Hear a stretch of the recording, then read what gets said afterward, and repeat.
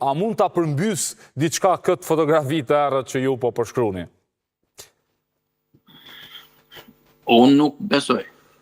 Unë nuk besoj.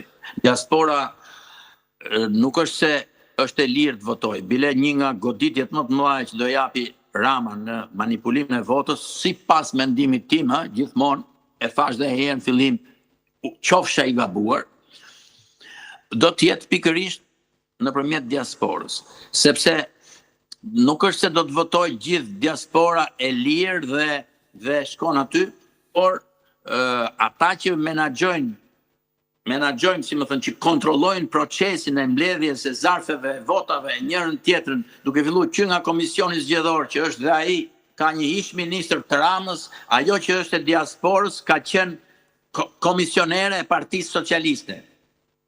Ajo që është që ngarkohet te komisioni zgjedhjeve për si më thënë, menaxhimin e votës diasporës.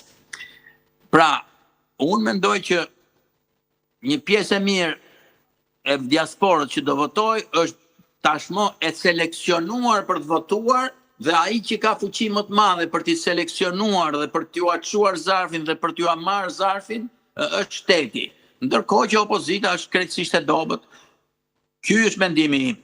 Shikojmë megjithatë. Mirë, falenderoj shumë për kohën, zoti Lubonja. Faleminderit dhe juve.